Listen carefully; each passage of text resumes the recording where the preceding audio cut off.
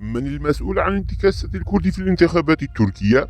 حسمت الانتخابات التركية التي أجرت في 14 و28 من آيار، وستواصل النقاشات حول آثارها ونتائج طريقها، لكن كل هذا لن يغير شيئا من حقيقة أن الكرد كانوا الطرف الأخسر فيها. فيا ترى من المسؤول الرئيسي عن هذه الانتكاسة؟ هل هم الرؤساء المشاركين لهدفها مدحت سنجار وبروين بولدان؟ لا. أم هل هو صلاح الدين ديميرتاش؟ أيضا لا.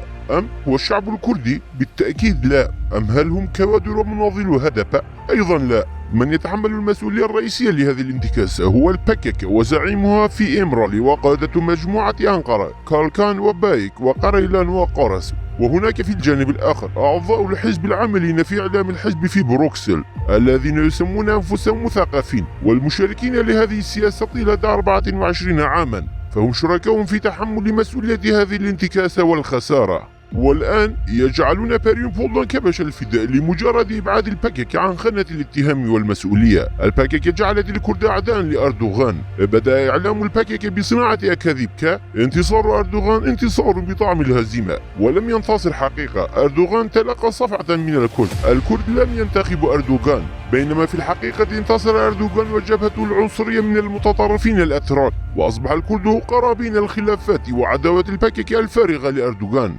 والآن يواجه الكرد أردوغانا وهكام فدان ينظران إلى عموم الكرد كأعداء، وأن كردستان تركيا مقبلة على مرحلة أكثر صعوبة. فبعدما قال صلاح الدين ديميرتاش عام 15 لأردوغان لن نجعلك رئيسا، Sayın Recep Tayyip Erdoğan, seni başkan yaptırmayacağız, seni başkan yaptırmayacağız, seni başkan yaptırmayacağız.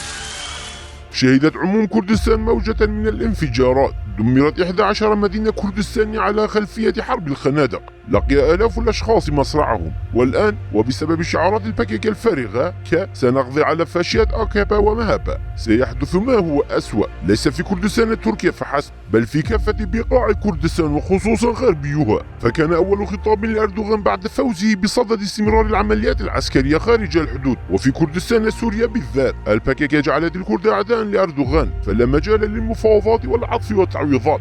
بعد اعتلاء أردوغان عاش تركيا عام 2002 تهيأت فرص جدية وهامة على الساحة، ولا يناقشنا أحد بأن أردوغان كان عدوا للكرد منذ البداية، وأنه كان بأمس الحاجة للكرد للوصول إلى السلطة.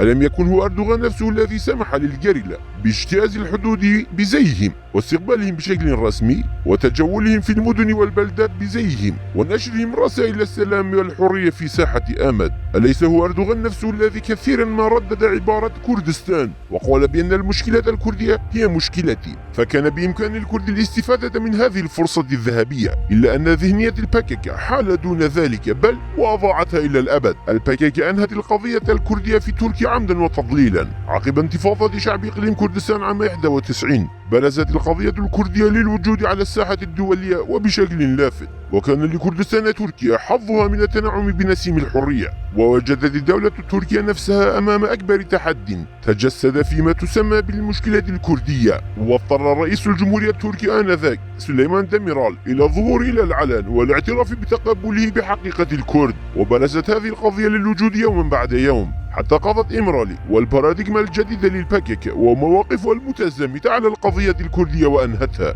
فسياسة الكرد في ظل البكك تقول لا نطالب بدولة كردية، علم الأتراك هو علمنا أيضا، نريد البقاء والعيش تحت مظلة التتريك. تأسيس دولة كردية خطر يهدد الشرق الأوسط، فلا البكك ولا مكونها هدف. لن يتفاوض مع الدولة وشركائهم السياسيين حول تعريف الهوية الكردية واللغة الكردية، لا يريدان ينتظر أي تغييرات على الدستور، بل أكدوا مرارا وتكرارا رفضهم لكافة أشكال الحكم الذاتي والاستقلال إن تم منحه لهم من قبل الدولة. يقولون بأنهم دعاة الديمقراطية، فما دلالة هذا؟ لا توجد لكرد تركيا أي مشكلة حول هويتهم الكردية، بل مشكلتهم هي في انعدام الديمقراطية.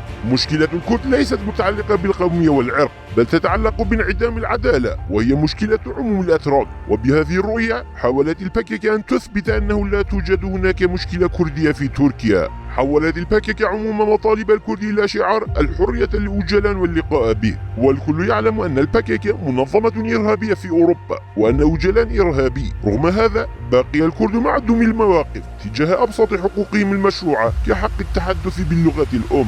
فهذه المواقف المسيئة للباكيكا لم يستفد منها الكرد إطلاقا، على عكس الدولة التركية التي تقوت بها. وكان نتاج هذا الخيار هو إفلاس سياسة التتريك التي فرضتها الباكيكا على الشعب الكردي طيلة 24 عاما. وهذا السقوط نحو الهاوية الذي بدأ عقب حرب الخنادق ازداد أكثر وجلب الإفلاس لسياسة الباكيكا. فالباكيكا لم تتمكن من إدارة حرب أو سلام أو سياسة خلال 24 عاما الماضية. ولدى متابعتنا لما مارسته الباكيكا عنكث نراها حققت صفرا كبيرا، أي أن الناتج يساوي صفر. بعد عام 2000 حافظت الباكيكا على وجودها عن طريق هدنة وقف إطلاق النار، والآن تكررت حاجتها الماسة لهدنة أخرى. فالباكيكا راهنت على انتصار كليجدار أوغلو، حينها لا أقدمت على وقف عملياتها من أجل انعاش الاقتصاد التركي، ولا زعمت بعدها قائلة نحن هزمنا أردوغان وأنقذنا تركيا، ولا نظمت مؤتمرات بث مباشر في قنديل على غرار عمليات الحل والسلام القديمة،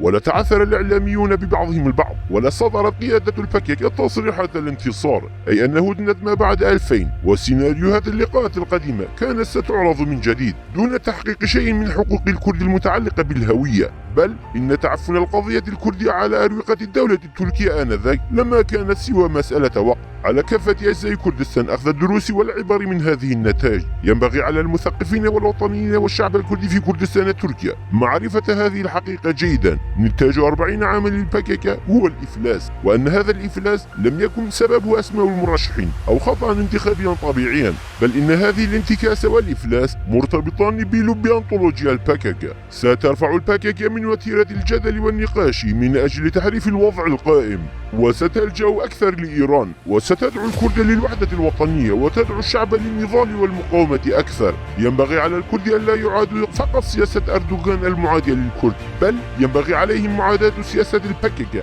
التي تجرد الكرد من هويتهم وتقضي على الكردية، ومقاومة هذه السياسة وعدم الانخداع بها والانجرار وراءها.